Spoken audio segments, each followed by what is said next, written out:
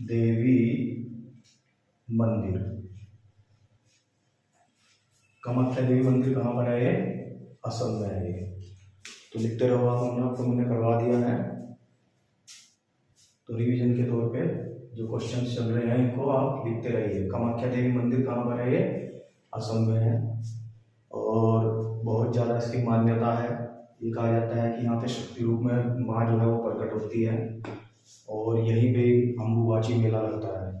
Important है बहुत ज़्यादा कामाख्या देवी मंदिर आ सकता है। अगला क्वेश्चन लिखिए। नेक्स्ट, गुलामगिरी पुस्तक के लेखक। गुलामगिरी पुस्तक के लेखक।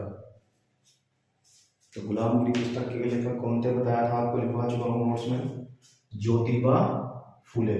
गुलामगिरी पुस्तक के लेखक कौन थे? ज्योतिबा फुले।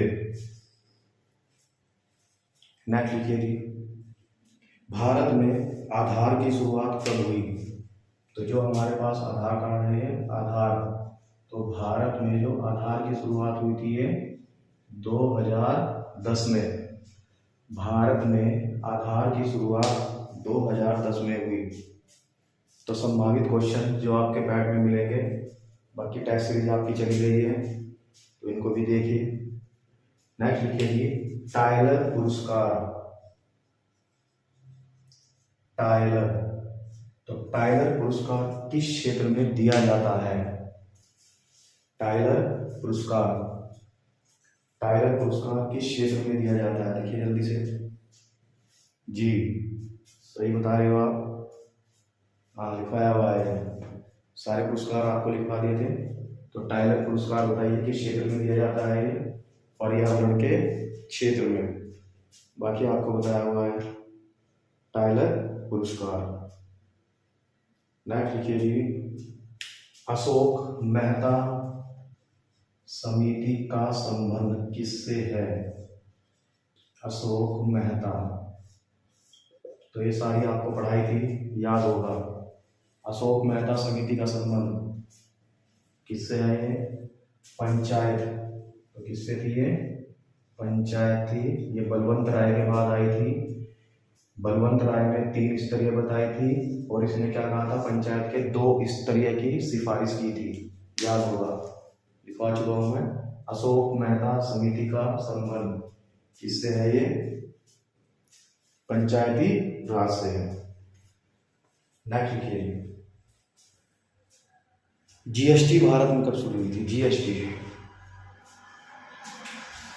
जीएसटी, जीएसटी की शुरुआत भारत में कब हुई? संभावित आपके सिलेबस में है, आने की संभावना। तो जीएसटी की शुरुआत कब हुई थी? 1 जुलाई 2017 को। जीएसटी की शुरुआत 1 जुलाई 2017 को हुई थी जी। नेक्स्ट लिखिए जी, हिंदू वृद्धि दर का संबंध किससे है?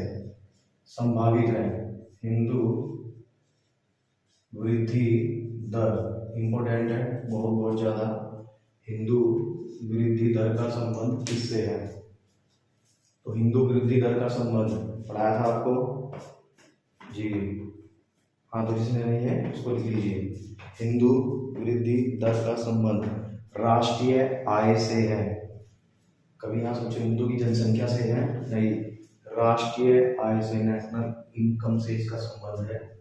तो शॉर्ट में आप इसको याद करके जा सकते हैं, आने की संभावना रखता है। नेक्स्ट लिखिए जी, बर्मा भारत से कब अलग हुआ? बर्मा भारत से कब अलग हुआ? तो बर्मा भारत से कब अलग हुआ? 1937 में। बर्मा भारत से कब अलग हुआ? 1937 में जी, 1937। अगला है, विपरीत दिशा में बहने वाली नदी। विपरीत दिशा में बहने वाली नदी कौन सी है? मोस्टली तो 2 ही फेमस बताया था आपको, एक नर्मदा और दूसरी ताप्ती।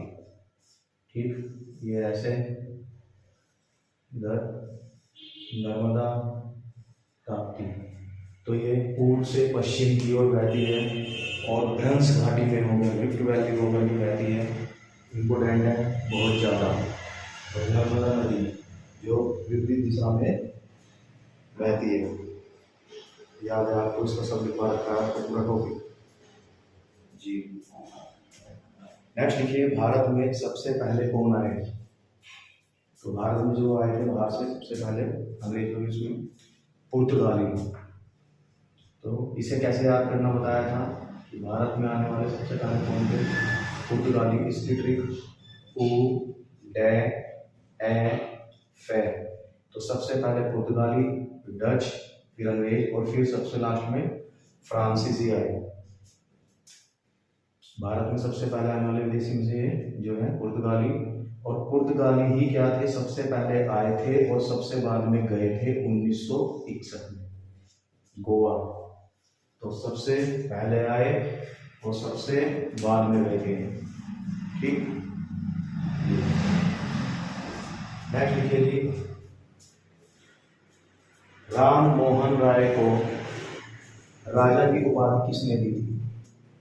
राम मोहन राय को राजा की उपाधि किसने दी थी? तो किसने दी थी? अकबर सेकंड ने दी थी, अकबर द्वितीय ने दी थी। अकबर द्वितीय, अकबर सेकंड ने दी थी राजा की उपाधि। तो राजा राम मोहन राय के बारे में आपको बताया हुआ है। 12 भाषाओं के ज्ञाता थे, इन्हें हिंदी, अंग्रेजी, संस्कृत, फारसी, उर्दू, काफ़ी सारी फ्रेंच लैंग्वेज आती थी। सती प्रथा के अंत में इन्होंने काम किया था। और अकबर द्वितीय ने इन्हें कहाँ भेजा था? अकबर द्वितीय ने इनको ब्रिटेन भेजा था अपने दूत के रूप में, जहाँ पर ही राजा राम मोहन राय की मृत्यु होती है। और ब्रिटेन के ब्रिस्टल में राजा राम मोहन राय की समाधि है, बता रखा आपको सभी, ब्रिटेन के जी ब्रिस्टल में। और क्या बताया था राजा राम मोहन राय?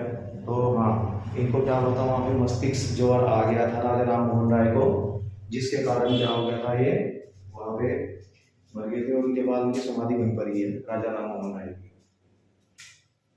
अकबर सेकंड ने इनको राजा की उपाधि दी थी। नेक्स्ट लिखिए जी अगला, एशिया विकास बैंक का मुख्यालय कहाँ है?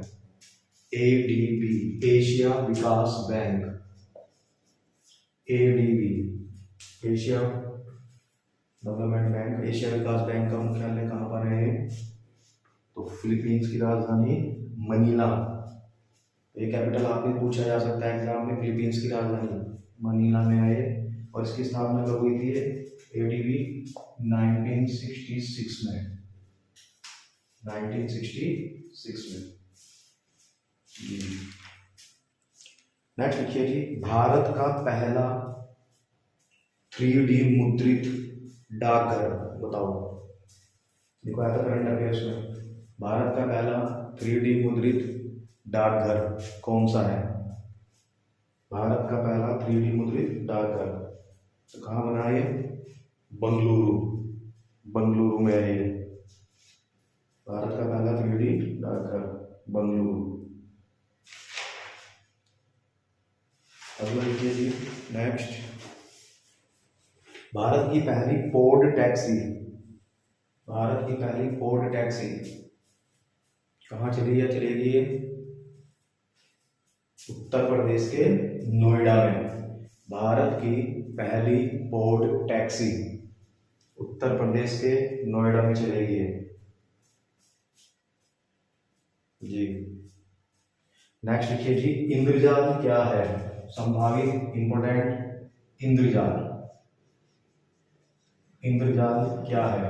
आने की संभावना रखता है क्वेश्चन। अच्छा, इंद्रजाल तो देखिए, विश्व का पहला AI, आर्टिफिशियल इंटेलिजेंस, विश्व का पहला AI संचालित एंटी ड्रोन सिस्टम है। बताया था आपको, क्योंकि आने वाला टाइम क्या होगा, 5 साल बाद या 10 साल बाद आप देखना, यहाँ पे सब कुछ ड्रोन से चलेगा। डिलीवरी आप करोगे किसी को पिज़्ज़ा मंगाना, किसी को कुछ, तो सब कुछ क्या आएगा, ड्रोन से आएगा। तो यहाँ पे ड्रोन सिस्टम पूरा फैल जाएगा। तो उस ड्रोन का एक सदुपयोग भी होगा तो दुरुपयोग भी होगा। तो जो दुरुपयोग को रोकने के लिए ही ये इंद्रजाल को लेकर के आए हैं। ये भारत का पहला क्या, विश्व का भी पहला एंटी जो है ये ड्रोन सिस्टम है, ठीक। जिसे किसने बनाया है, ग्रीन रोबोटिक कंपनी ने बनाया है ये। और ये कितना 360 डिग्री पर यह रक्षा करेगा। छोटे सूक्ष्म जो बहुत ही ज़्यादा छोटे होते हैं उससे बड़े ड्रोन को, और बड़े जितना भी है उस ड्रोन से रक्षा करेगा ये। और इसका जो कवर अप एरिया होगा वो कितना होगा, 4000 किलोमीटर स्क्वायर तक, ये इन्होंने बताया। तो इंद्रजाल क्या है, वो विश्व का या भारत का पहला AI एंटी ड्रोन सिस्टम है जी। क्योंकि ड्रोन आएगा तो ड्रोन में क्या करेंगे, किसी ने बना लिया बहुत छोटा सा ड्रोन बना लिया और उसे क्या कर दिया, छोड़ दिया, और उससे क्या कर रहा भाई हमारा, तो इसका दुरुपयोग भी करेंगे।